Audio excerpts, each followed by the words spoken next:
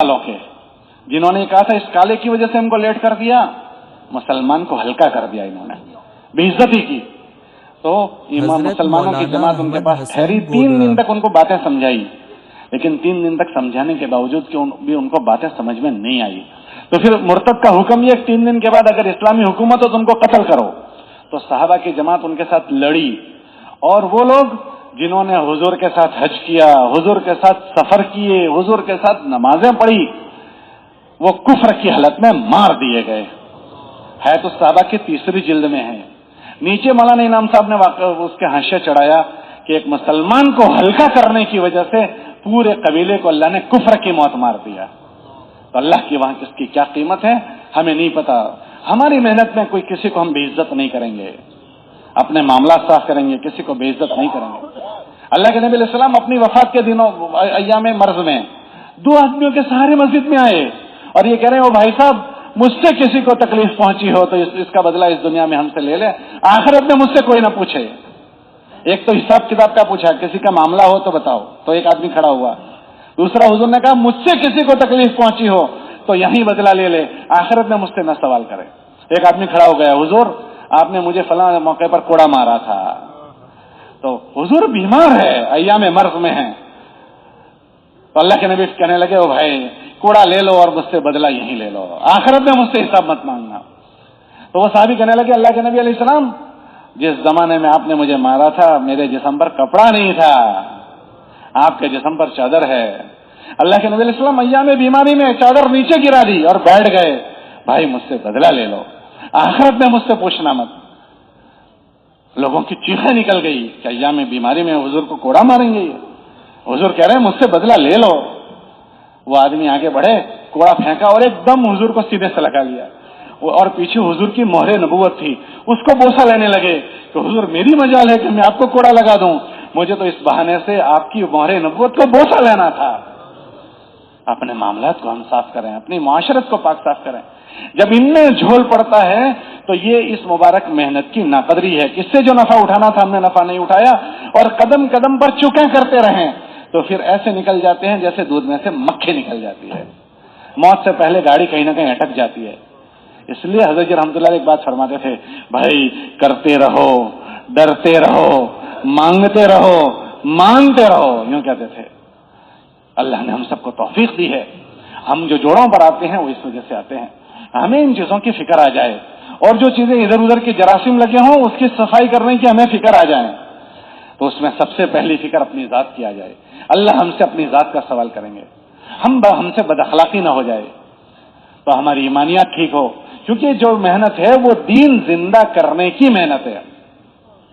دین الگ ہے اور دین کی باتیں الگ ہے.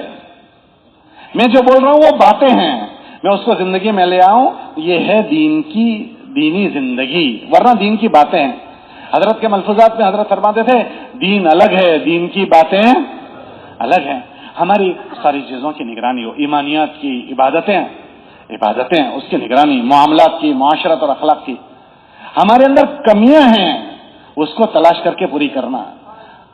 کیسے تلاش کریں گے کیا کمیاں ہیں؟ ہر آدمی اپنے آپ کو کمپلیٹ سمجھ رہا ہے کہ میرے میں کہیں بھول ہے ہی نہیں. اللہ نے ہم سے جو زندگی مانگی ہے وہ صحابہ کے مشابہ زندگی مانگی ہے. کون سی زندگی مانگی ہے؟ یہ جتنے زندہ لوگ ہیں ان سب کو کہا تم اپنی زندگی کو حضور کے صحابہ سے میل کھلاؤ، کیونکہ اللہ جو راضی ہے وہ اللہ کے نبی کی زندگی سے راضی، پھر صحابہ کے اس پر مول لگا دی، رضی اللہ عنہم ورضوا عنہ. تو ہم جس لیول پر پہنچے ہیں وہ لیول ہے. ایک وہ زندگی تھی جہاں سے ہم آئے ہیں، ایک وہ زندگی ہے جہاں ابھی پہنچے ہیں، اور ایک وہ زندگی ہے جہاں پہنچنا ہے. ایک وہ زندگی جہاں سے ہم، اور ایک وہ زندگی جہاں ہم پہنچے ہیں، اور ایک زندگی جہاں میں، وہ کون سی زندگی ہے؟ حضرات صحابہ سے مشابہ زندگی.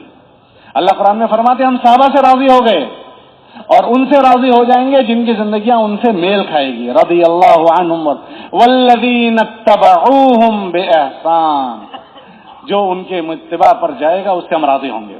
تو ہماری منزل ان کی زندگیاں ہیں، حضرات صحابہ کی زندگیوں سے میل کھا جائے، ہم میں کا ایک آدمی ان کے مشابہ ہو جائے، تو پھر ہم میں اور ان میں کتنا فاصلہ ہے کیسے پتا چلے گا؟ ہمارے بزرگ سے انتقال ہو گیا، وہ یہ کہتے تھے کہ اس کو دیکھنا ہو کہ میرے اندر کتنی کمی ہے تو اس کے لیے آسان عمل ہمارے پاس ہے. کون سا عمل بولو بھائی؟ وہ کون سا عمل کا؟ تعلیم کے حلقے. یہ تعلیم کی جو کتاب ہے فضائل اعمال فضائل صدقات، اس میں حضرت شیخ نے 5 چیزیں لکھی ہے. سب سے پہلے ایمانیات لکھا ہے، صحابہ کے واقعات 12 باب میں، کہ اللہ کے ساتھ تمہارا کیا تعلق ہوگا، نبی کے ساتھ کیسا تعلق ہوگا، دین کے ساتھ کیا تعلق ہوگا، وہ 5 اب وہ چیزیں لکھی. پھر ارکان اسلام 5 ہے، نماز، روزہ، زکوٰۃ اور حج. اللہ تم میں کیسا دیکھنا چاہتا ہے وہ لکھا ہے اس میں تفصیل سے. ایک تو وہ عمل ہے جو میں پڑھتا ہوں، اور ایک اس میں لکھا ہے کہ اللہ تمہاری کون سی نماز دیکھنا چاہتا ہے. پھر معاملات لکھے، حلال کیا ہے، حرام کیا ہے، حرام کا نوالا پیٹ میں چلا گیا تو کیا ہوگا، کسی کے ایک بالش سے زمین دبا لی تو کیا ہوگا، معاملات. پھر معاشرت لکھی ہے، امی کے کیا حقوق، ابا کے کیا حقوق، پڑوسیوں کے کیا حقوق، صلہ رحمی کیا ہے، جانوروں کے کیا حقوق ہے نا صدقات میں. اور اخلاقیات. حضرت فرماتے تھے کہ جب یہ کتاب پڑھی جائے تو اس کو سرسری نہ لو، ان کتابوں کو آئینہ بناؤ. کیا بناؤ بولو بھائی؟ آئینے کے سامنے آدمی کھڑا رہتا ہے تو اس کی خوبی بھی نظر آتی ہے، خامی بھی. داڑھی کیسی ہے، بٹن کیسے ہیں، ٹوپی کیسی ہے، پگڑی کیسی ہے، یہ سب چیزیں دیکھتا ہے آدمی. حضرت فرماتے تھے کہ اس کو آئینہ بناؤ، اور جب کوئی روایت پڑھی جائے تو اس روایت کو اپنے اوپر تولو کہ یہ بات اللہ مجھ میں ایسی دیکھنا چاہتا ہے جو کتاب میں پڑھی گئی، اور اس بات میں میں کیسا ہوں. ہر آدمی اپنے آپ کو تولنا شروع کرے گا تو جو جھول ہے وہ پتا چلے گا، یہاں کمزوری ہے، یہاں کمزوری ہے، یہاں کمزوری ہے. پھر اس کمزوریوں کا علاج کرے گا، اور جب تک یہ نہیں کرے گا تو اس کو اپنی کمزوری کا پتہ ہی نہیں چلے گا. تو اس مبارک محنت میں لگنے کے بعد سب سے پہلے ہمیں اپنی فکر کرنی ہے. اللہ نے اپنے نبی سے فرمایا، نبی جی اپنی فکر کرو، قوا انفسکم، کہ کتنی فکر کرو کہ اپنے آپ کو جہنم کے آگ سے بچاؤ. تو یہ پورے مجمع کو اس مبارک محنت کی تقاضا پہلا یہ ہے کہ محنت دین دار بننے کے لیے ہے. تو ایسا نہ ہو جائے کہ ہم خالی دین کی محنت کرتے رہیں اور دیندار نہ بنیں. تو سب نیت کرو کہ انشاءاللہ ہم اس مبارک محنت کی توفیق جو ہمیں اللہ نے دی ہے اس میں انشاءاللہ روز ترقی کر کے اپنے آپ کو مضبوط دین والا بنائیں گے. ہماری محنت کے لیے نہیں ہے، ہر محنت ایک مقصد کے لیے ہے. دنیا میں سب سے بڑی جو دعوت ہے وہ کون سی ہے؟ اذان. شاباش، کس نے جواب دیا؟ اذان. اللہ فرماتے ہیں یہ دعوت تامہ ہے. اللہ فرماتے ہیں اللہم رب ہذہ الدعوت، ارے بولو بھائی، دعوت تامہ. تو اذان کس کے لیے؟ اذان کے لیے کہ اذان نماز کے لیے؟ اب ایک آدمی اذان پر اذان پڑھ رہا ہے، اذان پر اذان پڑھ رہا ہے، نماز نہیں پڑھ رہا ہے تو چلے گا؟ تو جس کام کے لیے نماز تھی، اذان تھی، وہ تو ہوا نہیں. اذان پر اذان، اذان پر اذان، چلے پر چلا، چلے پر، لیکن دیندار نہیں بن رہا ہے. دیندار نہیں بن رہا ہے تو چلے گا؟ نگرانی کرنی ہے کہ میں ہر خروج میں اپنا ایمان بناؤں، اپنے اعمال بناؤں، ہمارے جذبات اچھے بن جائیں. یہ مبارک محنت اگر اچھا وقت لگتا ہے نا، اچھا وقت، تو آدمی کو خود بخود بزرگ بنا دیتا ہے. کون سا وقت لگتا ہے بولو بھائی؟ تو اچھا وقت لگانا ہے. اچھا وقت لگنا کس کو کہتے ہیں؟ کہ کرنے کے کام جس میں ہو جائیں اور بچنے کے کاموں سے بچا جائے، اس لگنے کو اچھا لگنا کہتے ہیں. اگر اچھا لگنا ہو تو اس محنت میں ایسی زوردار طاقت ہے کہ آدمی کو بزرگ نہیں بناتا، بزرگوں کا بزرگ بنا دیتا ہے. ارے بولو بھائی، کیسا بنا دیتا ہے؟ اگر اچھا وقت لگائے تو. خالی بزرگ نہیں بناتا، کیسا بنا دیتا ہے بولو؟ اس لیے اپنا اچھا وقت لگانا ہے. اس محنت میں عجیب مولانا الیاس رحمۃ اللہ علیہ فرماتے تھے کہ میں اس محنت کو کار نبوت یقین کرتا ہوں. یا رب یا رب یا رب، کار نبوت، ارے بولو بھائی یقین. تو نبیوں کی محنت سے کیا ہوتا ہے؟ اللہ پاک نبیوں کو جو ہے نا بگڑے ہوئے لوگوں میں بھیجتے ہیں. کون سے لوگوں میں بھیجتے ہیں؟ اور بگڑے ہوئے ماحول میں بھیجتے ہیں. کون سے لوگوں میں؟ اور بگڑے ہوئے. نبیوں کی محنت سے بگڑے ہوئے لوگ بن جاتے ہیں. نبیوں کی محنت سے بگڑا ہوا ماحول. عرب ایسے بگڑے ہوئے تھے کہ ان کو جاہلیت، ان کے زمانے کو ہی جاہلیت کہا گیا. لوگ بھی بگڑے ہوئے، ماحول بھی بگڑا ہوا. ایک نبی کی محنت سے لوگ ایسے بنے کہ اللہ کے نبی نے فرمایا میرے سارے صحابہ ستاروں کی طرح ہے. یہ سب بگڑنے سے آئے تھے اور ماحول ایسا ہو گیا کہ بہترین زمانہ میرا زمانہ. مولانا ایسا فرماتے تھے کہ اگر ہمارا یہ کام ایسے کیا گیا جیسے کرنا ہے تو اللہ دوبارہ 700 سال پرانا اسلام زندہ کر دے گا. کون سا پرانا؟ یہ ان کے ملفوظات میں ہے، مگر ہم ملفوظات بولو بھائی پڑھتے نہیں ہیں۔ ملفوظ کس کو کہتے ہیں؟ ملفوظ کہتے ہیں دل کی باتیں۔ ملفوظ کس کو کہتے ہیں بولو بھائی؟ دل کی باتیں، وہ ہر ایک کو آدمی نہیں کہتا۔ تو یہ ملفوظات پڑھنے چاہیے تھے۔ حضرت کیا چاہتے ہیں؟ تو ملفوظات تو چھپ گئے ہیں، آج کل تو کسی نے وہ بھی چھاپ دیے، جتنے ملفوظات تھے وہ سب کو یکجا کر دیا، ارشادات و مکتوبات مولانا الیاس صاحب کے نام سے۔ بہت سارے ملفوظات الگ الگ جگہ تھے، اس کو ایک جگہ کر دیا۔ پڑھنے چاہیے۔ اس میں حضرت نے لکھا کہ میں اس مبارک محنت کو کار نبوت یقین کرتا ہوں۔ کیا مطلب؟ اگر اس کو اچھے سے کیا گیا تو جیسے قرن اول میں لوگوں میں سدھار آیا، ایسے اس زمانے کے لوگوں میں بھی سدھار آ جائے گا، ماحول میں بھی لوگوں، لیکن بشرطے کہ اس کو ایسے کیا جائے جیسے اس کو کرنے کا حق ہے، کہ یہ آدمی کو اس کے سادے سیدھے اعمال ہیں، حضرت کے ملفوظات میں ہیں کہ لوگوں کو اس کی سادگی نے دھوکہ دے دیا ہے، اس کے جس میں کوئی یونیفارم نہیں ہے، ہاتھ میں کوئی لیپ ٹاپ واپ ٹاپ نہیں ہے، ہٹو بچوں کی آوازیں نہیں ہیں، گمنام پڑے رہنا ہے، لیکن اس کے اندر عجیب و غریب اللہ نے تاثیر رکھی، 6 بر اعظم میں تبدیلی پیدا کر دی۔ کتنے بر اعظم میں بولو بھائی؟ تو اس کی سادگی کی وجہ سے دھوکہ لوگ کھا جاتے ہیں۔ ایسا طاقتور محنت ہے۔ ہمارے وہاں ایک بزرگ تھے حضرت رائے پوری رحمۃ اللہ علیہ، آپ نے نام سنا ہے؟ ارے بھائی نام سنا ہے؟ مولانا الیاس صاحب کے زمانے کے آدمی تھے۔ حضرت رائے پوری رحمۃ اللہ علیہ جب مولانا الیاس صاحب نے کام شروع کیا تو ان کو تھوڑی تشویش ہو گئی، پتہ نہیں مولانا الیاس صاحب نے کیا کام شروع کیا ہے، پتہ نہیں کیا شروع کیا ہے، شروع کے زمانے کی بات کہہ رہا ہوں۔ پھر تو وہ ان کے مشورے کا ساتھی بن گئے، مولانا عیسیٰ رحمۃ اللہ علیہ کو انہوں نے ذمہ دار بننے کا فیصلہ کیا تھا، رائے پوری نے، اتنے بڑے معاون بن گئے، لیکن شروع میں نہیں پتا تھا کیا ہے۔ تو حضرت رائے پوری رحمۃ اللہ علیہ تشویش میں تھے، پتہ نہیں کیا شروع کیا ہے، تو وہ انتظار میں سے کوئی سمجھائے کہ کیا شروع کیا ہے۔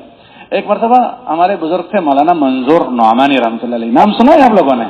ان کے ملفوظات ہیں، وہ ان سے بیٹھ تھے، وہ ان سے ملنے کے لیے گئے عصر کے بعد۔ اکثر مرید جو ہوتے ہیں شیخ سے ملنے جاتے ہیں، تو شیخ سے ملنے جاتے ہیں تو پوچھ کر جاتے ہیں کہ میں آنا چاہتا ہوں، اجازت ہے؟ تو یہ بغیر اجازت کے چلے گئے، تو ان کو بڑا تعجب ہوا کہ اچانک کیسے آ گئے۔ تو حضرت نے پوچھا کہ کہاں جاتے ہو؟ ابھی مولوی منظور کو دیکھا تو ابھی کہاں جاتے ہو؟ تو حضرت نے جواب دیا، حضرت میں تبلیغی جماعت میں آیا ہوں۔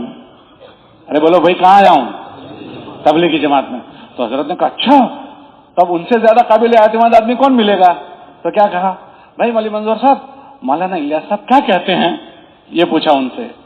تو انہوں نے کہا حضرت وہ جو باتیں کہتے ہیں وہ میرے پاس لکھی ہوئی ہے، اگر آپ کہو تو میں سنا دوں؟ کہا جی بتاؤ سناؤ۔ تو مولانا منظور نعمانی نے وہ یہ فرمایا حضرت الیاس صاحب نے جو باتیں کہنا چاہتے تھے وہ سب لکھ کر دروازے پر لٹکائی ہوئی تھی، روانگی کی باتیں، 40 باتیں۔ کتنی باتیں؟ 40 باتیں۔ تو وہ کہ میں لکھ کر لے گیا تھا، تو میں کھڑا ہو گیا اور میں نے سنانا شروع کیا، یہ کرنا ہے، تو 12 یا 13 پڑھی۔ کتنی پڑھی؟ یا 13 یا 14؟ 12 یا 13 حضرت نے کہا بس بس بس بھائی بیٹھ جاؤ، یہ جو اتنا تم نے سنایا اگر اتنا کسی میں آ جائے وہ تو کتب بن جائے گا۔ کیا بن جائے گا؟ کتب جانتے ہو کس کو کہتے ہیں؟ وہ جو اونچی ٹوپی نہیں پہنتا بہت اونچی، قطب مینار، وہی ہے نا کتب۔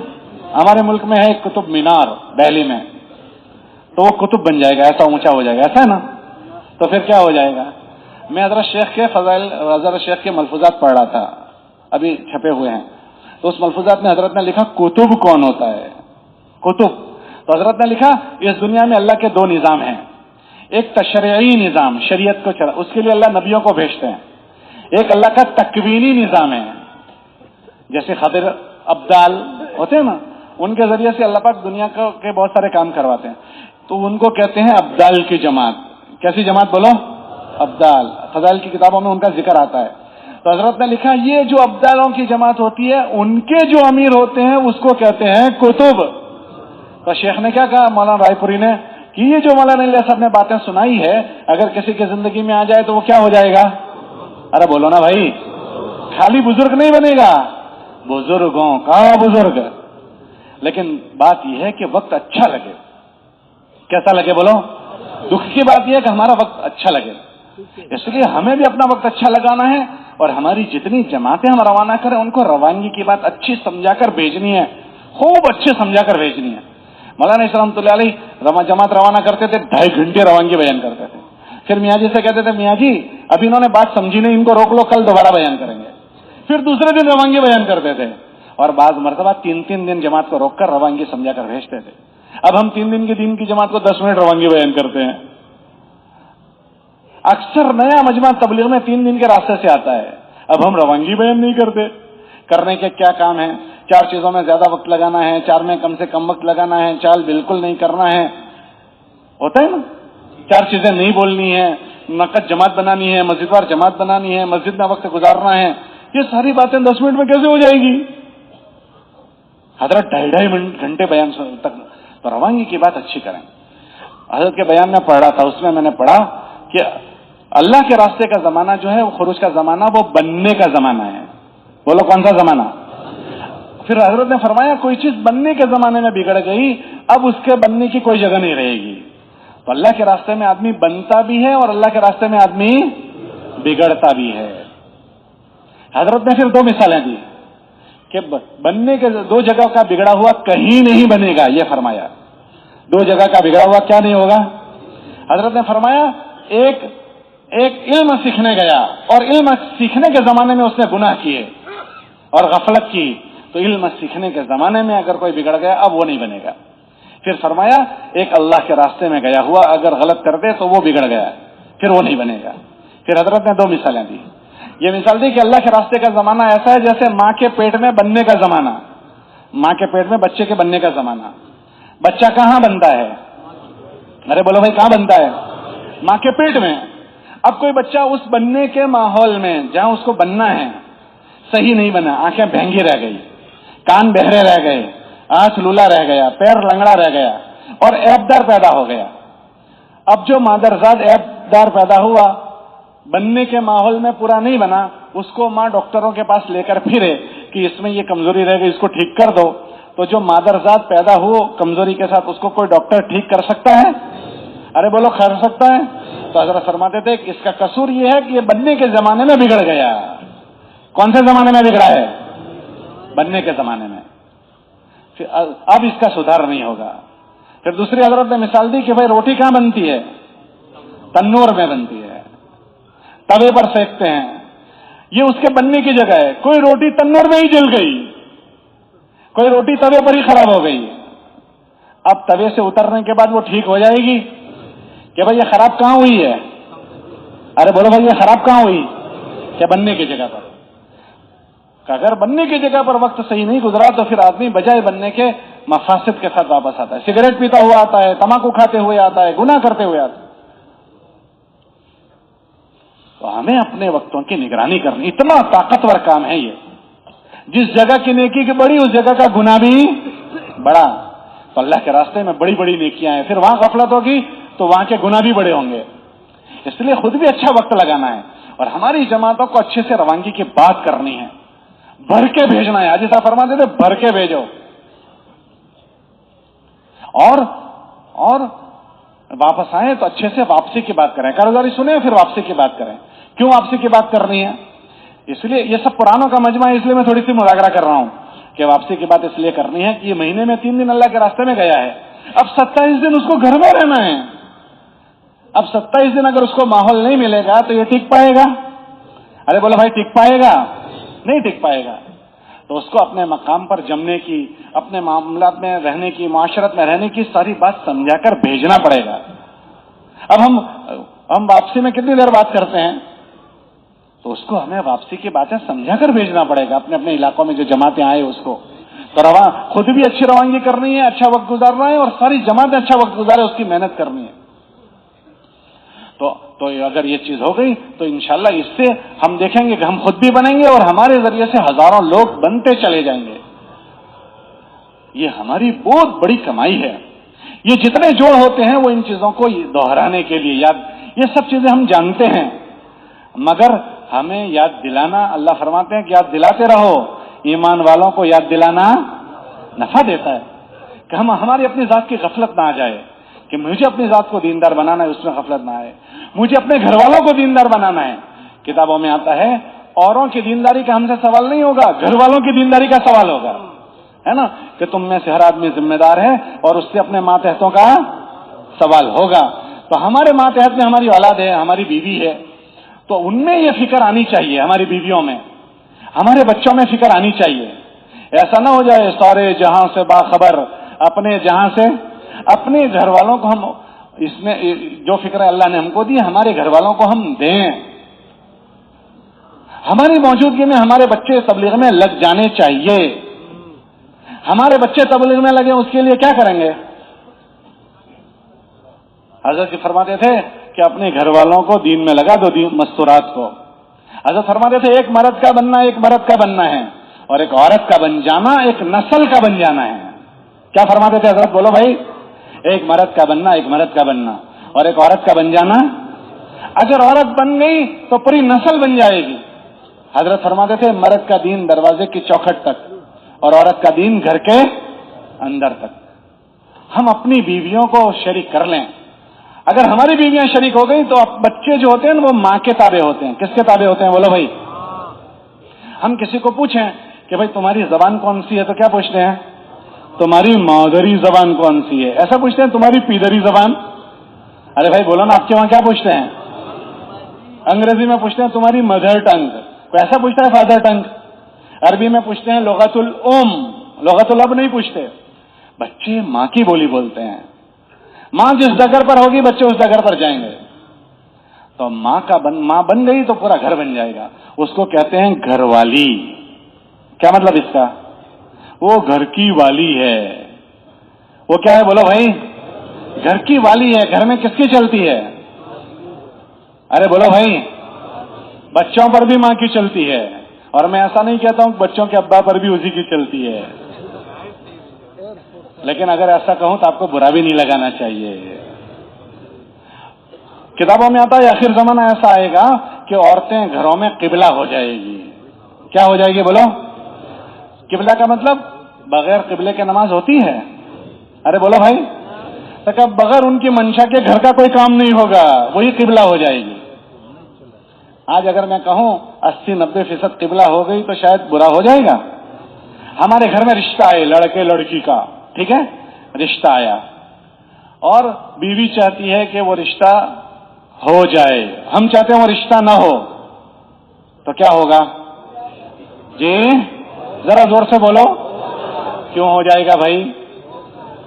ہم تو چاہتے ہیں نہ ہو اور وہ چاہتی ہے ہو جائے, تو ہو جائے گا یا نہیں ہوگا؟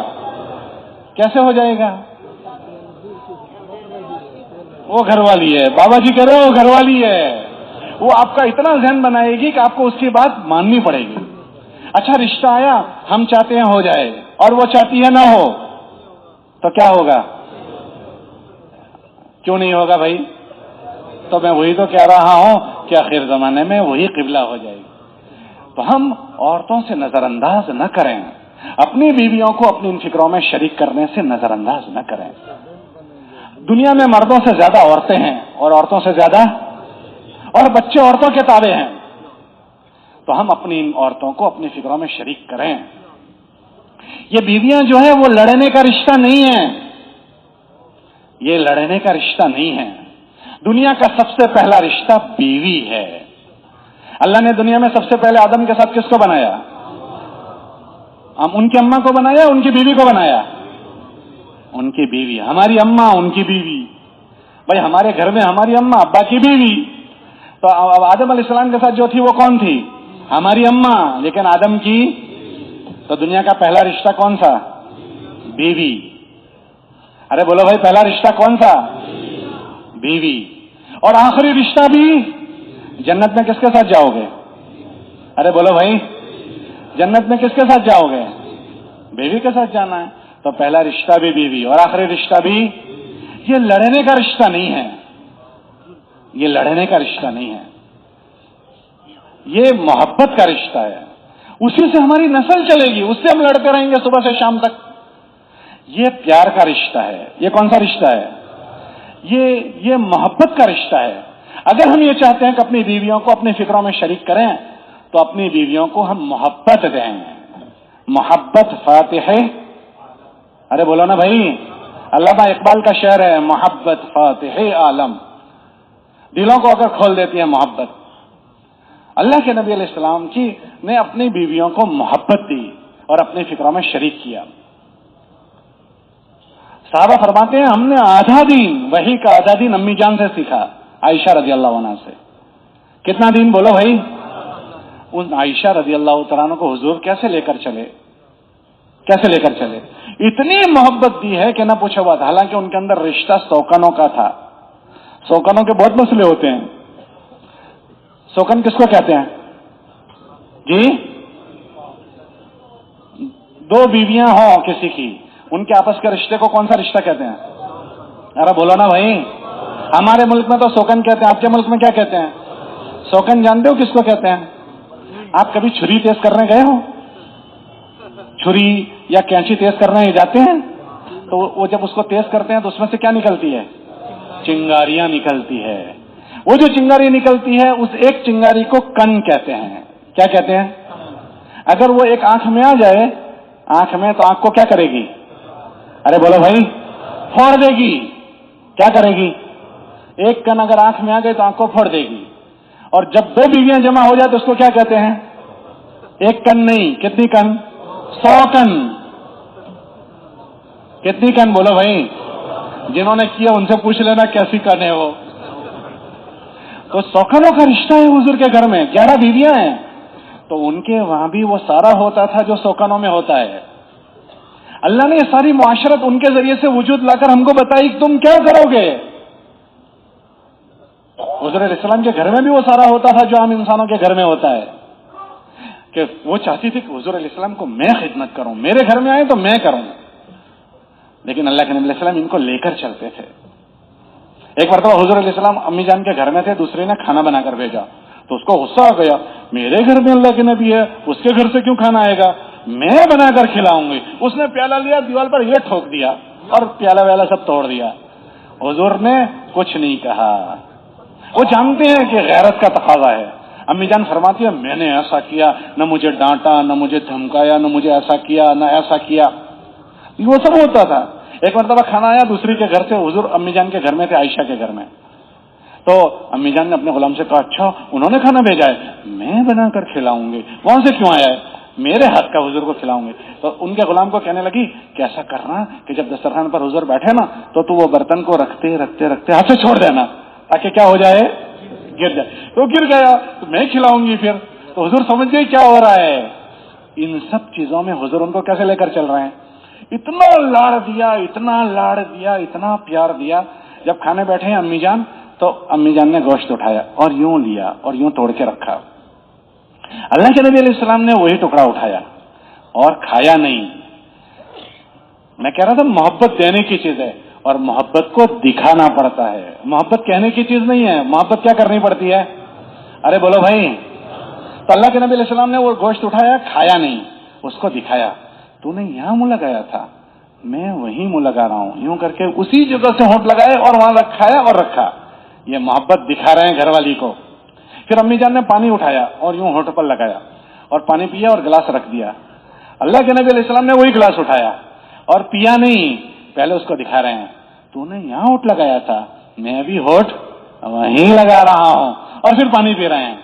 تو محبت دکھا رہے ہیں, ایسا لاڑ دے رہے ہیں, ایسا پیار دے رہے ہیں. ایک مرتبہ کہیں سے سفر سے آ رہے تھے, گھر والوں سے کہا اچھا میرے ساتھ دوڑ لگاؤ گے؟ تو انہوں نے کہا لگاؤں گی. تو سب صحابہ سے کہا تم آگے نکل جاؤ, سب کو آگے بھیج دیا. اور پھر آگے بھیج کر امی جان سے کہا چلو دوڑ لگائیں گے. تو انہوں نے دوڑ لگائی, یوں دوڑ لگا رہے. تو امی جان ہلکی تھی, حضور بھارے تھے, تو آگے نکل گئی. تو کہا ٹھیک ہے کوئی بات نہیں, تم جیت گئی. پھر ایک موقع آیا, اللہ کے نبی نے فرمایا دوڑ لگاؤ گی میرے ساتھ؟ کہا لگاؤں گے. تو سارے صحابہ سے کہا چلو آگے نکلو, سب آگے نکل گئے. پھر گھر والوں سے کہنے لگے چلو دوڑ لگائی. اس وقت وہ بھاری ہو گئی تھی تو اللہ کے نبی آگے نکل گئے. کہ تل کا بے تل کا, اس کا بدلہ ہو گیا. اس وقت تو جیتی تھی, آج میں جیت گیا. کیا لاڑ پیار دے رہے ہیں. ان کا نام تھا عائشہ, تو محبت میں کہتے تھے یا عائشو, یوں کہتے تھے یا عائشو. کبھی کہہ رہے تھے یا حمیرہ, اے حمیرہ, یوں گلاب کا پھول. ایک مرتبہ کہنے لگے عائشہ جب سے مجھے پتا چلا کہ جنت میں تو میرے ساتھ رہے گی, مجھے موت کا غم ہی ختم ہو گیا, میرے ساتھ میری بیوی ہے. کیسی محبت دکھا رہے ہیں. ہم یہ چاہتے ہیں ہماری بیویاں ہماری فکروں میں شریک ہو جائیں اور ہم گھر میں جا کر ان کو لاڑ پیار نہ دیں. یہ سارے رویوں کے ساتھ گھر کی تعلیم، ان سارے رویوں کے ساتھ اللہ کے راستے کا خروج، تو ہماری فکریں لے لے گی. ہم 10 منٹ تو حضرت جی بن گئے تعلیم کی، اور 30 منٹ لڑتے ہی رہیں. تو وہ بھی تو گھاس تھوڑی کھاتی ہے، کھانا کھاتی ہے. ہمارے بزرگ تھے نادر صاحب، وہ کہتے تھے اگر تم نے رویے ٹھیک نہیں کیے گھر میں تو تمہارا سارا کیا کرا 1 منٹ میں پانی بہا دے گی. جیسے ہم بچوں کو ترغیب دے کر گھر کے باہر نکلے تو ماں کہے کہ دیکھا تمہارے ابا کو تعلیم میں تو حضرت جی بن گئے تھے، اور صبح سے شام تک جب آئے تب لڑائی گالیاں یہ وہ سب، تو اس کے ساری محنت کو پانی پھیر دے گی. 1 منٹ اس کو پانی پھیرنے میں نہیں لگے گا. تو ہماری بیویوں کو ہم نظر انداز نہ کریں، اچھے رویوں کے ساتھ پیش آئیں، اچھے رویوں کے ساتھ. ہم یہ کہتے ہیں میں گھر میں جاؤں اتنی دیر ہے، مجال ہے کوئی ذرا بھی چوں چا کرے، مجال ہے کسی کی ذرا بھی وہاں کر دے. ارے بھائی گھر میں تو ایسا ہی ہوتا ہے. گھر میں جو میں نے سنا ہے حضور کا ایسا سب ہو رہا ہے. حضور کے گھر میں چھوٹے چھوٹے بچے تھے، حضور ان کے ساتھ کھیلتے تھے. کیا کرتے تھے جب چھوٹے تھے حسن حسین تو یوں گھوڑا بن جاتے تھے حضور، اور حسن حسین کو یہاں بٹھاتے تھے گھر میں گول گول یوں چکر لگا رہے ہیں یوں یوں یوں. حضرت عمر تشریف لائے اور کہنے لگے کتنی اچھی سواری ہے. تو اللہ کے نبی نے فرمایا تم یہ نہیں دیکھتے سوار کتنے اچھے ہیں، اب میں تو 4 مہینے کا امیر صاحب ہوں، میں تو یہ بچے کو نہیں بٹھا سکتا. تو پھر تم کیا کر سکتے ہو بھائی. ان کی نواسی تھی حضرت امامہ، یہاں بٹھاتے تھے. حضور یہاں بٹھا رہے ہیں. ظہر کے بعد بازار والوں کی خیریت پوچھنے جاتے تھے تو یہاں بٹھا کر بازار والوں کی خیریت پوچھنے جا رہے ہیں، اور نواسی یہاں بیٹھی ہوئی ہے، بازار جا رہے ہیں حضور. جب حسن حسین بڑے ہو گئے تو گھر میں گئے، آ جاؤ حسن حسین چلو کشتی لڑو. کشتی لڑا رہے ہیں، ایک جیت گیا، شاباش شاباش. تو ان کی امی کہنے لگی فاطمہ اس کو شاباشی دے رہے ہو، اس کو نہیں دے رہے. تو کہنے لگی کہ دیکھو جبریل بھی کھڑا ہے، وہ اسی کو شاباشی دے رہا ہے، یہ جیتا ہے. ہم کہتے ہیں بچے مستی کر رہے. بھائی بچے ہی تو مستی کریں گے تو کیا بچوں کا ابا مستی کرے گا؟ بھائی بچوں کا ابا مستی کرے گا؟ بچے ہی تو مستی کریں گے اور کون کریں گے؟ حضور مسجد میں نماز پڑھا رہے ہیں اور لمبا سجدہ ہو گیا. صحابی کہنے لگے میرے جی میں آیا کہ کیوں لمبا سجدہ ہو گیا. اپنے سر اٹھا کر یوں دیکھا چپکے سے تو دیکھا کہ حسن یا حسین کمر پر آ کر بیٹھ گئے. تو میں نے چاہا کہ میں یوں ہاتھ کر کے نیچے اتاروں تو اللہ کے نبی علیہ السلام نے چلو نماز میں کہا نہیں اس کو بیٹھے رہنے دو، کہ گھر کی معاشرت سے گھر بنے گا. گھر کی معاشرت. ہمارے بزرگ سے وہ کہتے تھے جب تمہارے بچوں کے جوتے تمہاری سائز کے ہو جائیں، تمہاری سائز کے جوتوں کے سائز کے، ان کو بچے سمجھ کر اس کو ضائع نہ کرو ڈانٹ ڈپٹ، بلکہ ان کو دوست بنا کر سنبھال لو. اگر تم نے ان کو دوست بنا کر نہیں سنبھالا، مسجد کے باہر بہت سارے لوگ کھڑے ہیں جو ان کو دوست بنا کر برباد کر دیں گے. اب یہ دوست بنانے کی اس کی عمر ہو گئی. اب جب چاہے تب گئے گھر میں، اب بھائی تو چلے میں نہیں گیا، تو پڑھنے نہیں گیا، تو اسکول نہیں گیا، یہ اب ٹارچر شروع ہو گیا. اگر ٹارچر شروع ہوا تو ہم میں اور ان میں نفرت پیدا ہو جائے گی، اور ایک دروازے سے ہم داخل ہوں گے، دوسرے دروازے سے وہ باہر چلا جائے گا. نرمی سے دینا ہے، نرمی اور محبت سے. کتابوں میں آتا ہے اللہ جو چیز نرمی سے دیتے ہیں سختی سے نہیں دیتے. اللہ ما یعطی علی الرفق لا یعطی علی العنف. اللہ نرمی سے جو دیتے ہیں وہ سختی سے نہیں. کیوں کتابوں میں لکھا من حرم من الرفق حرم من الخیر کلہ. جو نرمی سے محروم ہو گیا وہ ساری بھلائیوں سے محروم ہو گیا. اگر ہم یہ چاہتے ہیں کہ ہمارے گھر میں یہ چیز منتقل ہو، اپنی بیویوں کے ساتھ نرم رویے، اولادوں کے ساتھ نرم رویے. یہ نہیں میں گھر میں جاؤں تو مجالے کسی کے چونچا کرے. گھر والے ہمارا انتظار کریں ہمارے آنے کا. حضرت امی جان فرماتی ہے کہ حضور ہمارے ساتھ آتے تھے تو ایسے ہم کو کہ اب ہمیں چھوڑ کر جائیں گے ہی نہیں، اور جب اذان ہوتی تھی تو ایسے چلے جاتے تھے کہ گویا ہم کو پہچانتے ہی نہیں. حضور روزانہ گھر والیوں کو 2 مرتبہ ٹائم دیتے تھے. کتنی مرتبہ؟ اللہ کے نبی علیہ السلام ساری نفلی عبادت گھر میں کرتے تھے. اشراق کی نماز حضور مسجد میں پڑھتے تھے. فجر سے لے کر اشراق تک مسجد میں ہوتے تھے. اشراق کے بعد ساری گھر والیوں کی خبر پوچھتے تھے کھڑے کھڑے، کیسی ہو کیسی ہو کیسی ہو کیسی ہو. پھر اس گھر میں چلے جاتے تھے جہاں حضور نے رات گزاری ہے، وہاں ہوتے تھے. ایک تو روزانہ صبح میں سب کی خیریت پوچھتے تھے، سب کو ٹائم دیتے تھے. پھر روزانہ عصر کے بعد اس گھر میں جا کر حضور بیٹھ جاتے تھے جس گھر میں رات گزارنی ہے. ساری گھر والیاں اس گھر میں آتی تھی اور حضور کے ساتھ باتیں ہوتی تھی. ہم نے وہاں زبیر صاحب کو دیکھا، وہاں انعام صاحب رحمۃ اللہ علیہ روزانہ عصر کے بعد گھر میں جاتے تھے. تو اس وقت تو سمجھ میں نہیں آتا تھا کہ عصر بعد کیوں جاتے ہیں. جب کتابوں میں پڑھا تب پتہ چلا کہ حضور بھی عصر بعد گھر میں جاتے تھے. روزانہ ساری گھر والیاں کر بیٹھتی تھی، ورنہ اس گھر والی کا نمبر تو 11 دن بعد لگنا ہے، تو 11 دن تک چھٹی. روزانہ 2 مرتبہ خیریت پوچھتے تھے. تقاضے میں گھر تھوڑی بھول جانے کا ہوتا ہے، ورنہ گھر میں آگ لگ جائے گی. حضور امام الانبیاء ہے، ان سب کے ساتھ اپنے گھر میں یہ چیز. صحابہ فرماتے ہیں ہم نے آدھا دین امی جان سے سیکھا ہے، اچھے رویے گھروں میں رکھنا اور بچوں کو بھی اچھے رویوں سے لینا. اگر یہ رویے گھر میں زندہ ہو گئے پھر ان کو اللہ کے راستے کا خروج اثر کرے گا، گھر کی تعلیم اثر کرے گی. اس کے ساتھ اللہ کے راستے کا خروج کروائیں. جس طرح ہم مردوں کی فکر خروج سے بدلی ہے، ایک عورت کے ساتھ ہماری 10 مجلسیں ذہن سازی کی کرو ایک طرف، اور ایک مرتبہ کا 3 دن کا خروج ایک طرف. آپ تجربہ کر کے دیکھ لیں.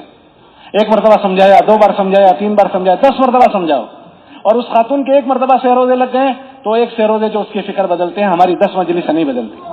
اس لیے موقع بموقع مستورات کے ساتھ ہمارا خروج ہو. ہم اہتمام سے اپنا اس کا اہتمام کریں. جب بچے چھوٹے ہیں تو ان کی تعلیم کا نظام کریں، بڑے ہو جائیں تو ان کو تبلیغ سمجھائیں، تو اس سے گھر محفوظ ہوگا. اللہ ہم سے ہماری دینداری پوچھیں گے، اور دوسرے نمبر پر اللہ ہم سے ہمارے بیوی بچے ہمارے ماتحت ہے اس کا پوچھیں گے. اور تیسرا، ختم نبوت کی برکت سے ہمیں اللہ نے پوری دنیا کا ذمہ دار بنایا ہے. یوں فرمایا تم میں سے کوئی آدمی اس وقت تک مومن نہیں ہوگا جب تک اپنے بھائی کے لیے وہ چیز پسند نہ کریں جو اپنے لیے پسند کرتے ہیں. تو ہم سب کی خیر خواہ بنیں، اس دنیا سے انسانوں کو کما کر جائیں. میں نے شروع میں ذکر کیا نا، جیسے عمر ابن خطاب رضی اللہ تعالیٰ عنہ کو ان کی بہن نے کمایا، کیسی زوردار کمائی ہو گئی. اس زمانے میں آپ دیکھو، اس زمانے میں کیسے کیسے جیالے لوگوں نے کمائے. ہم لوگ ایک مرتبہ یہاں سے جا رہے تھے، ہمارے ملک ہندوستان سہارنپور جا رہے تھے، بائی روڈ جا رہے تھے. پھر وہاں سے ہم کو ہمارے صوبے میں جانا تھا، میں گجرات سے تعلق رکھتا ہوں تو ہم کو وہاں جانا تھا. تو راستے میں ہریانہ پڑتا ہے، وہاں حاجی صاحب کا گاؤں آیا، وہاں سے ہم گزرے. اس گاؤں کا نام ہے گمتھلا. کون سا گاؤں؟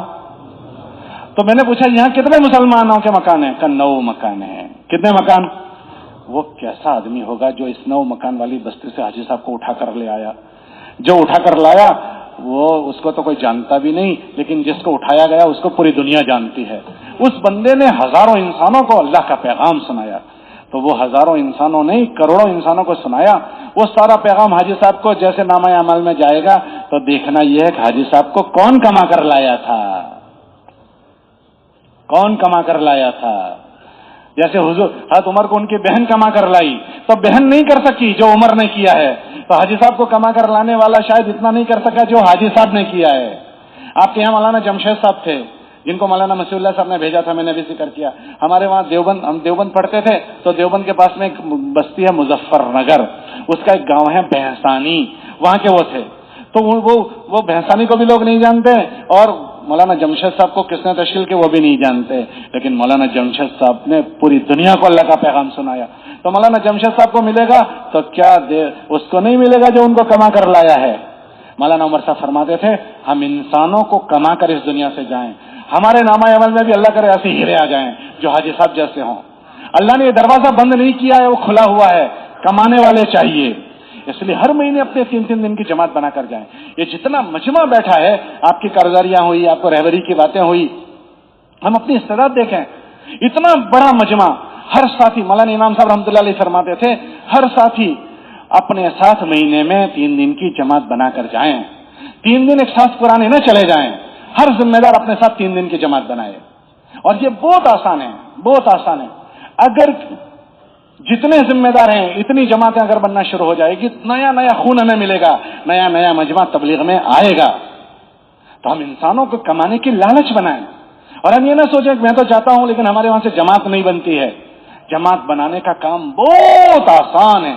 ہمارے ایک بزرگ تھے سعید صاحب بھوپالی، ایک بزرگ وہ تھے سعید صاحب جو مولانا الیاس صاحب کے ساتھیوں میں سے تھے، ایک وہ تھے جو مولانا انعام یوسف صاحب رحمۃ اللہ علیہ کے زمانے کے. ہم نے بھی ان کو دیکھا، وہ یہ مقامی کام کا مذاکرہ کرتے کرتے کہتے تھے کہ اتنا آسان ہے یہ کام کہ اگر کوئی آدمی یہ چاہے کہ مجھے کرنا ہے، ایک آدمی اگر مسجد میں وہ بھی پوری مسجد وار جماعت بنا سکتا ہے، وہ جماعت بنا سکتا ہے.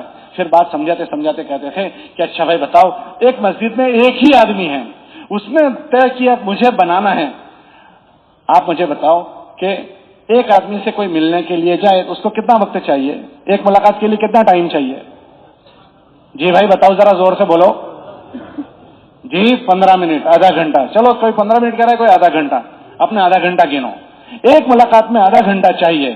اب ایک آدمی ایک اکیلا مسجد میں ہے, اس نے یہ سوچا کہ مجھے اکیلے کو محنت کرنی ہے. اب روزانہ 2.5 گھنٹے اس نے فارغ کرنا شروع کیا. آدھے گھنٹے میں ایک آدمی کی ملاقات, تو 2.5 گھنٹے میں کتنے آدمی ہو گئے؟ ارے بولو بھائی, 5 آدمی. ٹھیک ہے, اس کے پاس 27 دن ہے, اس کو 3 دن 28ویں دن جانا ہے. ایک دن میں 5, تو 10 دن میں کتنے ہیں؟ 50. دوسرے 10 دن میں 50, اور تیسرے 7 دن میں 35. اگر ایک آدمی روزانہ پابندی سے ایک آدھے گھنٹے میں ایک ملاقات کرے تو روزانہ کی 5, تو 27 دن میں اکیلا 135 کی ملاقات کر سکتا ہے. اب آپ سے میں پوچھتا ہوں کہ جس آدمی نے پورے مہینے میں 135 ملاقاتیں کی ہو, اب 28ویں دن اس کو 3 دن جانا ہے, تو اس کو 135 میں سے 10 آدمی اس کے ساتھ نہیں مل جائیں گے؟ بھائی ذرا زور سے بتاؤ, نہیں مل جائیں گے؟ مل جائیں گے. ہر آدمی کی اپنی جماعت بنا سکتا ہے. اب یہ 3 دن جا کر آیا, اب وہی 3 آدمیوں کو جو 3 دن جا کر آئے 10-15 آدمیوں کے ساتھ, وہی اب اس کے ساتھ مسجد کی جماعت ہو گئی. تو مسجد اور جماعت بنانا آسان ہوا یا مشکل ہوا؟ ارے بولو بھائی, یہ آسان ہے کہ مشکل؟ کون کون کہتا ہے آسان ہے؟ ذرا ہاتھ اٹھاؤ. اکیلا آدمی کر سکتا ہے. اگر اتنا بڑا مجمع ہر مہینے اپنی 3 دن کی جماعت بنائے, ایک دم ہماری 3 دن کا ریشو اوپر جائے گا. ہر اس کو ذہنوں میں لینا ہے. ابھی ہماری 3 دن کی جماعت, ایک مسجد میں 5 ذمہ دار ہیں اور 2 جماعتیں جا رہی ہے. ایک مسجد میں 10 4 مہینے والے ہیں اور 2 جماعتیں جا رہی ہے. ہر ذمہ دار کے ساتھ جماعت جائیں. حضرت فرماتے تھے ہر ذمہ دار اپنے ساتھ جماعت بنائے. ہمارے وہاں پہلے جوڑ ہوتے تھے, تو ایک مرتبہ یورپ کا جوڑ تھا. یورپ کے جوڑ میں ایک مسجد والوں نے قرضداری سنائی کہ ہماری 4 جماعتیں جا رہی ہے مہینے کی 3 دن کی.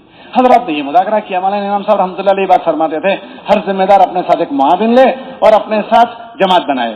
تو وہ فرانس کے لوگ تھے, یورپ میں فرانس کے لوگوں نے انہوں نے کہا کہ انشاءاللہ ہم یہ نیت کر کے جاتے ہیں جتنے ذمہ دار اتنی جماعتیں بنائیں گے. 1.5 سال کے بعد حضرات کا وہاں جانا ہوا, ہم لوگ بھی اس کے بعد وہاں گئے. تو اس مسجد نے سنایا کہ اب ہماری مسجد کی 22 جماعتیں مہینے کی جا رہی ہے. ہم حیران ہو گئے, کیسے 22 جا رہی ہے؟ انہوں نے سنایا کہ جب حضرات نے ہم کو یہ بات کہی کہ ہر مسجد والے یہ دیکھیں کہ آپ کی مسجد کی استعداد کتنی ہے, تو ہم نے بھی آ کر جائزہ لیا. تو ہمارے وہاں مکان پھیلے ہوئے تھے, اس میں جو وقت لگائے ہوئے ساتھی تھے ان کو دیکھا تو 28 ساتھی ہمارے پاس ایسے ہیں جو جماعت لے کر جا سکتے ہیں. تو سب کی ہم نے ترتیبیں بنائی. بھائی تم اپنی جماعت کا ہفتہ طے کرو, تم اپنی جماعت کا دن طے کرو, اور ان کی جوڑیاں طے کر دی. اور ہر جوڑی نے جماعت بنانا شروع کر دی, جیسے ابھی میں نے ذکر کیا اس طرح. تو الحمدللہ 28 میں سے اب ہماری 22 جماعتیں اپنی جوڑیاں بنا کر جا رہی ہے. یہ قابو میں آ گیا. اگر اتنا بڑا مجمع یہاں سے یہ فکریں لے کر جائے تو ہم ہر سال ہر مہینے ہمارے نامہ اعمال میں نئے نئے لوگ آئیں گے. پھر سالانہ موقع پر ہم اپنا سالانہ چلہ لگائیں. اگر اتنا بڑا مجمع اپنا سالانہ چلہ لگائے تو کتنی جماعت ایک دم ترقی کرے گی. اور اللہ اگر ہمت دے تو ہم انسانوں کو کمانے کے لیے اللہ توفیق دے ہر سال 4 مہینے لگاؤ. مشکل بات نہیں ہے. ہمارے وہاں بھی ایک حاجی صاحب کا انتقال ہوا, 4 مہینے میں ہی تھے. 54 مرتبہ انہوں نے 4 مہینے لگائے. 54 مرتبہ. ہمارے وہاں تو کثرت سے آواز لگتی ہے ہر سال 4 مہینے کی. تو 54 مرتبہ انہوں نے 4 مہینے, اور 4 مہینے کے دوران میں شب جمعہ میں رات میں انتقال ہوا ان کا. انسانوں کو کما کر جانا ہے. مولانا عمر صاحب فرماتے تھے دنیا سے لوگ چیزیں کماتے ہیں, ہم انسانوں کو کمائیں. خروج کے موقع پر جم کر ہمارا خروج ہو. مقام اکثر موقع ہمارا وقت جو لگے گا وہ مقام پر لگے گا.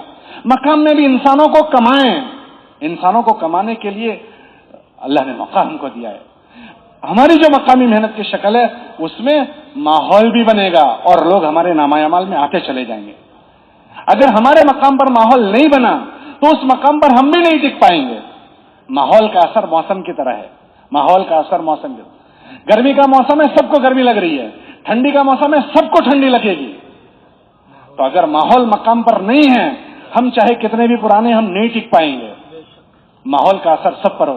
دیکھو نا, اللہ قرآن میں فرماتے ہیں سب سے پہلا ہم نے دنیا میں جو گھر بنایا وہ بیت اللہ بنایا.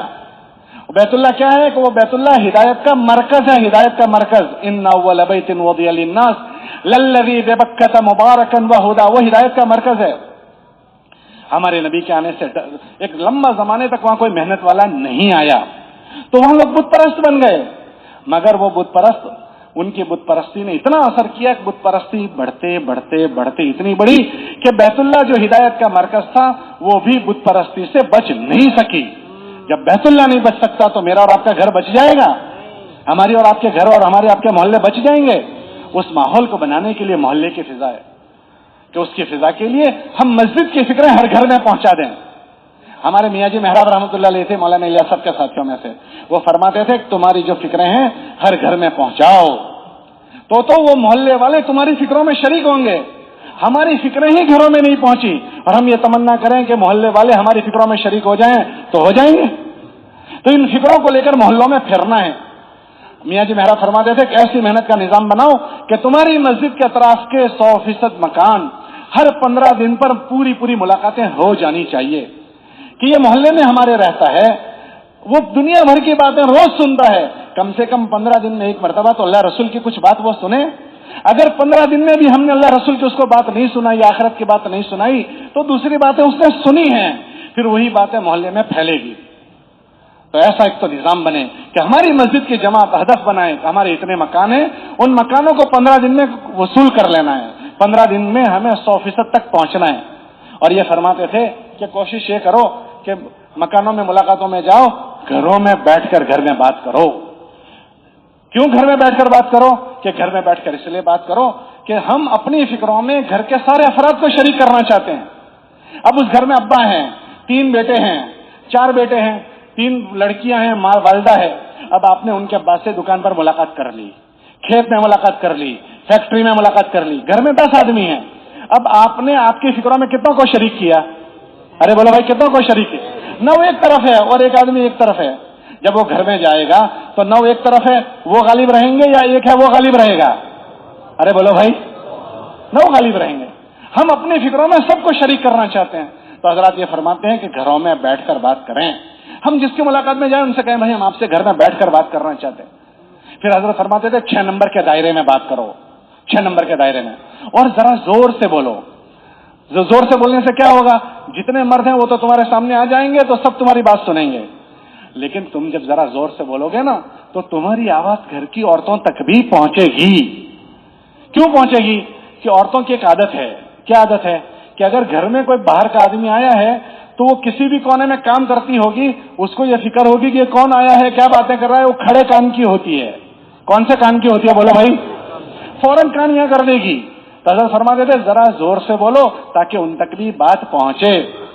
پھر یہ فرما دیتے ہاں یہ نہ کہو کہ بھائی تم اپنی مستورات کو بھی بلا لو تاکہ وہ بھی سن لیں، یہ فتنے کی چیز ہے۔ یہ نہیں کہیں گے کہ تم اپنی مستورات کو بھی بلاؤ قریب تاکہ وہ پردے کے پیچھے سنیں، ایسا نہیں کہیں گے، یہ فتنے کی چیز ہے۔ مگر یوں فرماتے تھے وہ خود ہی سنے گی، کیونکہ وہ کھڑے کان کی ہوتی ہے، اس کے کان کھڑے ہو جائیں گے، وہ تمہاری بات سنے گی۔ اب تمہاری فکروں میں مرد بھی شریک ہو گئے اور اس گھر کی، ارے بولو بھائی، عورتیں بھی۔ پھر یہ فرماتے تھے کہ اگر اس تک ہماری بات نہیں بھی پہنچ رہی ہے آواز، تو عورتوں میں ایک دوسری عادت ہے۔ دوسری عادت کون سی ہے پتہ ہے؟ جب آپ لوگ گھر سے باہر بات کر کے نکلو گے، ان کو آواز نہیں پہنچی تو وہ کیا کرے گی؟ فوراً حاضر ہو جائے گی، کون لوگ تھے، کیوں آئے تھے، کیا کہہ رہے تھے۔ اب یہ سارے گھر کے مرد کہیں گے مسجد والے تھے، مسجد سے آئے تھے اور یہ کہہ رہے تھے، تو آپ کی بات پہنچ گئی، تو آپ نے پورے گھر کو آپ کے فکروں میں شریک کر دیا۔ ابھی ہماری مسجد کے اطراف میں 100% ملاقاتیں نہیں ہوتی۔ آپ ہر بیٹھا ہوا پورا مجمع تفقد کرے کہ ہماری مسجد کے اطراف میں کتنے مکان ہیں، ہم نے 100% ملاقاتیں کب کی تھی؟ جب ہماری ملاقاتیں نہیں ہوئی، وہ ہماری فکروں میں شریک نہیں ہوئے، تو ہمارے محلے کا ماحول کیسے بنے گا؟ وہ گھر والے ہمارا تعاون کیسے کریں گے؟ اس لیے مقام پر ہمارا مضبوط ملاقاتوں کا نظام، تو انشاءاللہ ایک عمومی ماحول بنے گا۔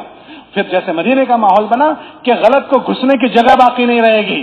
منافق ٹھہر نہیں پا رہا تھا مدینے میں، منافق کو اپنے آپ کو چھپانے کے لیے مسجد میں آنا پڑتا تھا، وہ بھی مصلیوں کے ساتھ کھڑا ہو جاتا تھا۔ غلط اپنے آپ کو چھپائے گا، اور اگر ہمارا ماحول نہیں بنا تو غلط ہمارے محلوں میں دندناتا ہوا پھرے گا، ہم کچھ نہیں کر سکیں گے۔ جیسے مکے میں دندناتا ہوا پھر رہا تھا، مدینے میں اس کو چھپنے کی جگہ نہیں ملی، ماحول بن گیا۔ مکے میں ماحول نہیں تھا تو اس نے بیت اللہ کو متاثر کیا، اور مدینے کے ماحول نے منافقین کو متاثر کیا۔ ہماری مقامی محنت کی شکل بنے گی مقامی محنت سے، اس لیے ہم اپنی مقامی شکلوں کو مضبوط بنائیں۔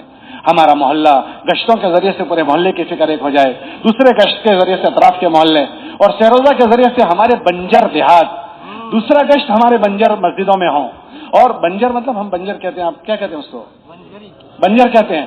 ہمارا دوسرے گشت کے ذریعے سے بنجر مسجدیں، سیروزہ کے ذریعے سے بنجر دیہات، آپ ان میں جا کر دیکھو بیچاروں کے کیسے حالات۔ اکثر ہماری 3 دن کی جماعتیں آباد مسجدوں میں جا رہی ہے، اکثر ہمارا دوسرا گشت آباد مسجدوں میں ہو رہا ہے. اگر ہم آباد مسجدوں میں جائیں گے تو ان غرابات کی کون فکر کرے گا؟ یہ جتنے دیہاتوں والے ہیں نا، ان میں دو کمزوریاں ہیں، اور دونوں کمزوریاں ایسی ہے کہ جو آدمی کو کفر تک لے جاتی ہے. ایک جہالت ہے، جہالت اللہ سے جاہل، نبی سے جاہل، دین سے جاہل، پھر جو پڑھائے گا ایسا پڑھ لیں گے. تو ایک دیہات والوں میں جہالت ہے، اور دوسرا دیہات والوں میں غریبی ہے. کتابوں میں آتا ہے غریبی کفر تک لے جاتی ہے. کاد الفقر ان یکون کفرا، تھوڑے سے پیسوں میں بک جائیں گے. آپ دنیا میں جاؤ، جن ملکوں میں ارتداد آیا ہے ان کی غریبی اور ان کی جہالت نے ان کو مرتد کر دیا. ہم اپنے دیہاتوں میں جائیں، یہ قابل رحم مجمع ہے. تھوڑے سا تھک لیں، کل قیامت کے دن اللہ کے نبی علیہ السلام کے جھنڈے کے نیچے جگہ مل جائے گی. ان کے ہاتھ سے جام کوثر مل جائے گا.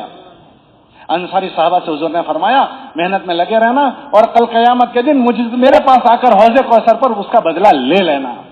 ہم سب کا یہ جو عمل ہے وہ نصرت کا عمل ہے. اللہ نے ہم سے نصرت کا مطالبہ کیا، یا ایھا الذین آمنوا کونوا انصار اللہ. ہجرت کا دروازہ بند ہو گیا، فرض ہجرت اب نہیں ہوگی. جب مکہ فتح ہو گیا تو ہمارے نبی نے فرمایا لا ہجرت بعد اليوم، اب آج کے بعد کوئی فرض ہجرت نہیں، ولکن جہاد و نیت. لیکن نصرت کا دروازہ کھلا ہے، قیامت تک کھلا رہے گا. ہم سب یہ نصرت کی محنت میں لگے ہوئے ہیں، اور نصرت والوں کے لیے بڑے فضائل ہیں. حضور نے فرمایا اگر مہاجرین ایک طرف جائیں اور نصرت والے ایک طرف جائیں، میں نصرت والوں کے ساتھ جاؤں گا. حضور نے فرمایا مہاجرین میرے اوپر کا کپڑا ہے، نصرت والے میرے اندر کا کپڑا ہے، میرے سے جسم سے لگے ہوئے ہیں. ہم اپنے آپ کو نصرت والے بنائیں. اللہ کے نبی علیہ السلام نے فرمایا انصاری صحابہ سے کل قیامت کے دن تمہارا بدلہ میں حوض کوثر پر دوں گا. مولانا اسلام رحمۃ اللہ علیہ فرماتے تھے کہ بھائی خالی جنت میں جانے کا مسئلہ نہیں ہے، جنت میں تو اگلی امتیں بھی جانے والی ہے، اور مغفرت تو انشاءاللہ ہو ہی جائے گی، مگر ہم تو اپنے نبی کے ساتھ جانا چاہتے ہیں. ہم اپنے نبی کے ساتھ جانا چاہتے ہیں. مسئلہ خالی جنت میں جانے کا نہیں، ہم تو ہمارے نبی کے ساتھ جانا چاہتے ہیں، ان کے جھنڈے کے نیچے جانا چاہتے ہیں. جب ان کے نبی کا کام کیا جائے گا تو ان کے جھنڈے کے نیچے جگہ مل جائے گی. اس لیے یہ تھوڑی سی زندگی اللہ نے دی ہے، اس کو سستی میں نہ گزاریں. یہ جوڑ جو ہمارے ہوتے ہیں وہ تازہ دم ہونے کے لیے ہوتے ہیں. آپ کو کوئی واعظ و نصیحت کے لیے نہیں کرتے، آپ تو خود واعظ و نصیحت کرنے والے لوگ ہو. یہ یاد دہانی کے لیے ہے کہ ہم یہ جوڑوں سے دوبارہ تازہ دم ہو کر جائیں. اگر مقامی محنت میں ہماری سستی ہوئی ہے وہ سستی دور ہو جائے. خروج میں سستی ہوئی ہے، شیطان ہمارا دشمن ہے، وہ ہماری نفس دبا دیتا ہے. شیطان جو ہے نا وہ انسانوں کا دشمن ہے. یہ نبیوں سے پہلے پیدا ہوا ہے، کس کو کیسے ورغلانا وہ جانتا ہے. اس نے نبیوں پر بھی محنت کی، وہ ہماری بھی نبض دبا دیتا ہے. کسی کے بلڈ پریشر کے نام کی، کسی کے شوگر کے نام کی، کسی کے گھٹنوں کے نام کی، کسی کی کمر کے نام کی، کسی کے بیوی کے نام کی، کسی کے دکان کے نام کی. کون کس سے ڈرتا ہے اس سے اس کو ڈراؤ. شیطان کا ایک کام ہے ڈرانا. تو ہمارے سالانہ چلے چھڑوا دیتے ہیں، ماہانہ 3 دن چھڑوا دیتا ہے. کیوں؟ یہ ایک ذمہ دار اگر کھڑا ہو گیا تو 15 آدمی اس کے ساتھ کھڑے ہوں گے. تو کیا کرو، اسی کو بٹھا دو. یہ ذمہ دار سالانہ خروج کرے گا تو اس کے ساتھ ایک جماعت بن جائے گی. تو کیا کرو کہ اس کو بٹھا دو تاکہ نہ رہے بانس. ارے بولو بھائی، نہ رہے بانس اور نہ بجے بانس. ہمیں کیا کرنا ہے کہ بانس لائیں گے، بانسوڑی بنائیں گے اور پوری دنیا میں بانسوڑی بجائیں گے. ارے بھائی بجاؤ گے؟ کون کون پوری دنیا میں بانسوڑی بجائے گا؟ مولانا عمر صاحب فرماتے تھے مرتے مرتے کرنا ہے. ارے بولو بھائی، اور کرتے کرتے مرنا ہے. کون کون ایسی نیت کرتا ہے؟ تو کون نیت کرتا ہے شیطان کا لقمان نہیں بنوں گا؟ کون کون نیت کرتا ہے اس کا لقمان نہیں بنیں گے؟ خروج کا موقع آئے گا، ہر ذمہ دار سالانہ اور ماہانہ اپنی جماعت بنا کر جائے گا. لٹک نہیں جائیں گے، سارے پرانے ایک ساتھ نہیں جائیں گے، بیٹھ نہیں جائیں گے، شیطان کا نیوالا نہیں بنیں گے. ماہانہ کے موقع پر ماہانہ میں جائیں گے، اور سالانہ کے موقع پر اللہ ہمت دے ہر سال 4 مہینے جائیں گے. بھائی ہر سال جاؤ گے. اور مقام کے موقع پر اہتمام سے روزانہ ملاقاتوں کا نظام ایسا بنائیں گے کہ 100% مکانوں تک جلدی جلدی پہنچیں گے، ہر 15 دن میں پہنچیں گے. اور پہلے گشت دوسرے گشت کے ذریعے سے فضا بنائیں گے، دیہات والوں کی فکر کریں گے، انشاءاللہ ہمارے نامہ اعمال میں ایک بہت بڑا انسانوں کا مجموعہ جمع ہو جائے گا۔ جب اللہ کے دربار میں جائیں گے، او ہو، آپ کے جھنڈے کے نیچے آپ کے پیچھے ایک بہت بڑا ٹولہ کا ٹولہ ہوگا۔ یہ کون ہے آپ کے پیچھے؟ کہ یہ وہ ہیں جن کے پیچھے ہماری گشتیں ہوئی ہے، ہماری ملاقاتیں ہوئی ہے، جن کے لیے جان ماری ہے۔ تو جیسے ایک جماعت آئے گی ایسے، یہ ہمارا سارا کا سارا مجموعہ ایک قافلوں کے ساتھ حاضر ہوگا۔ سب نیت کرتے ہو بھائی؟ کون کون نیت کرتا ہے؟ سستی دور کر دیں گے، کمزوری دور کریں گے، اور انشاءاللہ موت تک لگے رہیں گے۔ اللہ موت تک لگائے رکھے، اس کے لیے اس کی قدر کریں گے، خود بھی دین کی فکر کریں گے، اپنے آپ کو دیندار بنائیں گے، ایمانیات، عبادات، معاملات، معاشرت اور اخلاقیات، یہ سب کو اچھا کرتے ہوئے اپنے وقت پر خروج کریں گے، اور خروج کو بھی اچھا بنائیں گے، غلط کو گھسنے نہیں دیں گے، غلط کو گھسنے نہیں دیں گے۔ مولانا اللہ صاحب کے ملفوظات میں ہیں کہ تم اللہ کے راستے میں کیسا خروج کرو، ایک ایسی دنیا بناؤ کہ تم ہو اور تمہارا اللہ ہو، تم ہو اور تمہارا، اس دل کو اللہ کے غیر سے خالی کر کے جانا ہے اللہ کے راستے میں، اس دل میں اللہ کا غیر خالی کرو۔ پہلے جماعتوں میں جاتے تھے تو یوں کہتے تھے بھائی تم گھر میں خط لکھو، کہاں ہو، قرضداری لکھو، مگر گھر سے جواب آئے اس کا ایڈریس نہ لکھو۔ کیوں؟ اگر تم ایڈریس لکھو گے تو گھر سے جواب آئے گا، وہ جواب تم پڑھو گے تو تمہاری یکسوئی ختم ہو جائے گی، اتنا احتیاط کرواتے تھے۔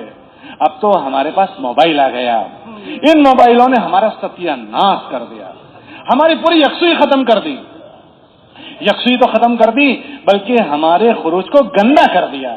ہم موبائل میں گندی چیزیں دیکھنے کے عادی ہو گئے، ہم اللہ کے راستے میں بھی ان سے نہیں بچ پاتے ہیں، تو اللہ کے راستے میں ہم سے گناہ ہوتے ہیں، تو جس جگہ کی نیکی بڑی اس جگہ کا گناہ بھی بڑا۔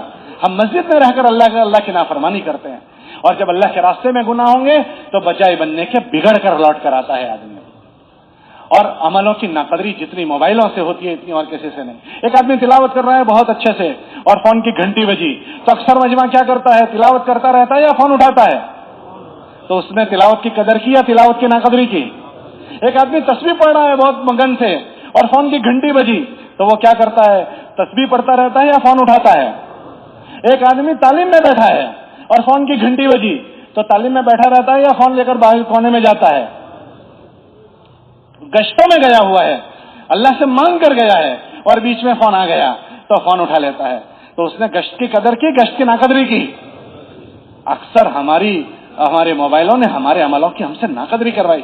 آپ کا کیا خیال ہے اگر روز ناقدری ہوتی رہے گی تو عمل کی توفیق ملے گی یا عمل سلب ہو جائے گا؟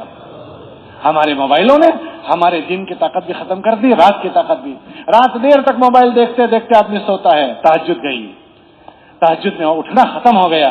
اللہ پہلے آسمان پر آ کر کہتے ہیں ہے کوئی مانگنے والا، ہے کوئی توبہ چاہنے والا، اور یہ رات دیر سے سویا ہے، گناہ کرتے کرتے سویا ہے، غلط چیزیں دیکھتے دیکھتے سویا ہے، تو اللہ کیسے توفیق دے گا؟ اس لیے سب نیت کرو کہ انشاءاللہ خروج میں موبائل لے کر نہیں جائیں گے۔ کون کون نیت کرتا ہے؟ اپنے خروج کو پاک صاف رکھیں گے۔ اتنا اچھا خروج کیا اور اس میں گندگی لا لی تو ایسا ہے جیسے بریانی بنائی اور کتے نے منہ مار دیا۔ بریانی بنائی اور کتے نے زمزم رکھا ہوا ہے اور پیشاب کے قطرے ڈال دیے۔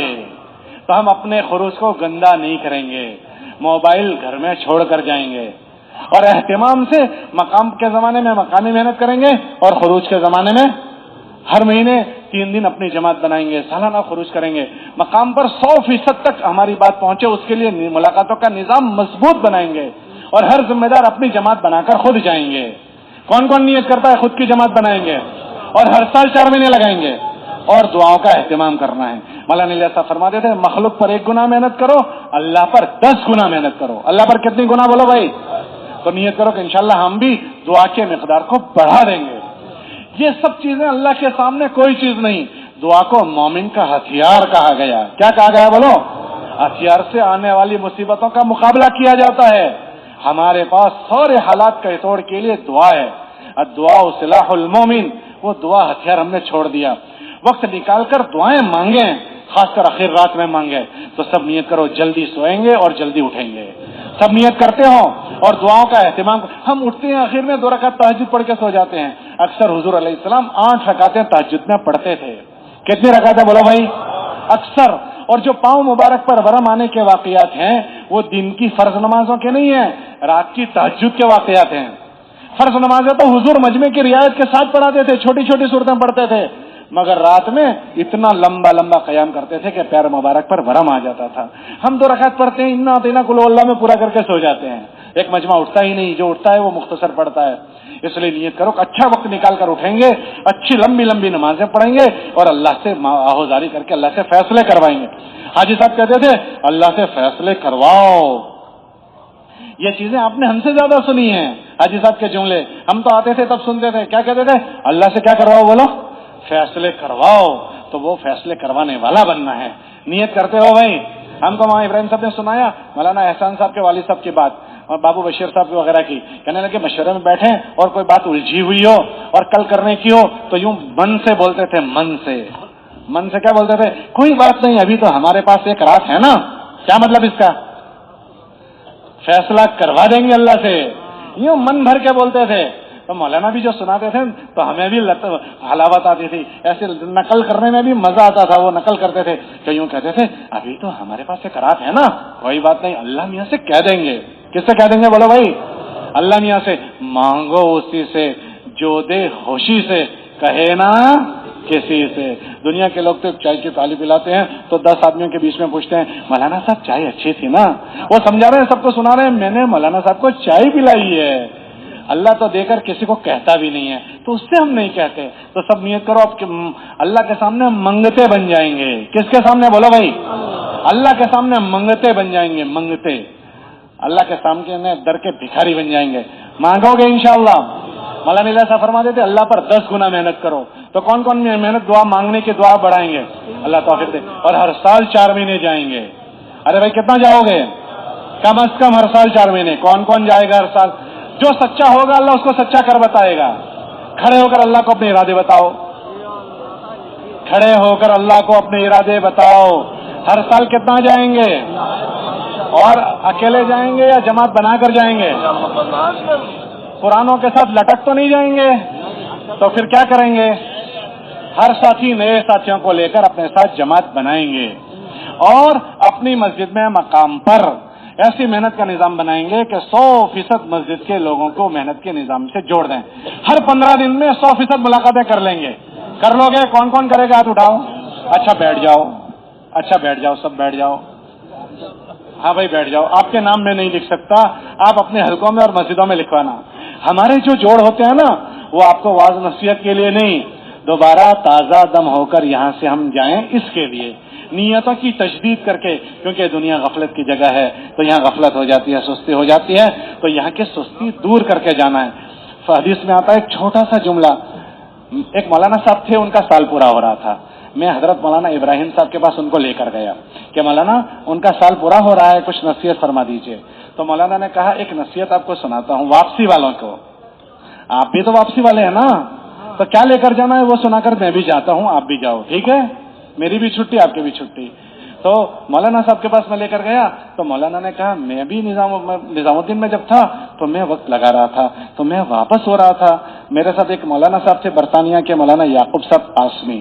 تو ہم مولانا یوسف صاحب کے پاس گئے کہ حضرت ہماری واپسی ہو رہی ہے تو ہمیں کچھ نصیحت کر دیجئے. تو حضرت اپنے دروازے پر کھڑے تھے, چوکھٹ پر یوں, اور کھڑے کھڑے کا اچھا واپس جا رہے ہو, تو کھڑے کھڑے چھوٹا سا جملہ سنایا. کہا اس سے چھوٹا ذخیرہ حدیث میں تم کو کوئی حدیث بھی نہیں ملے گی. اور پھر وہ حدیث سنائی, قفلتن کا غزوتن, قفلتن کا غزوتن, واپسی ایسے کرو جیسے اللہ کے راستے میں جا رہے ہو. کیا مطلب اس کا؟ ایک آدمی اللہ کے راستے میں جاتا ہے 4 مہینے 7 مہینے سال, ٹھیک ہے, تو وہ اللہ کے راستے میں جاتا ہے تو کام کرتا رہتا ہے, پھر اس میں کھانا بھی کھاتا ہے. تو کوئی جا کر پوچھے او بھائی تم یہاں کھانا کھانے آئے ہو, تو کیا کہے گا؟ نہ بھائی ہم تو جماعت میں آئے ہیں. حالانکہ وہ کیا کر رہا ہے ابھی, مگر وہ کہہ رہا ہے نہیں میں کھانے نہیں آیا ہوں, میں کیوں آیا ہوں. ایک آدمی جماعت میں نکلا ہے اور سو گیا, تو کوئی آیا بستی والا, او بھائی تم سونے آئے ہو, تو کیا کہے گا وہ؟ نہ بھائی ہم تو جماعت میں آیا ہے. اچھا, ایک آدمی کپڑے دھو رہا ہے, کسی نے آ کر کہا بھائی تم کپڑے دھونے آئے ہو, تو کیا کہے گا؟ نہ بھائی میں جماعت میں آیا ہوں.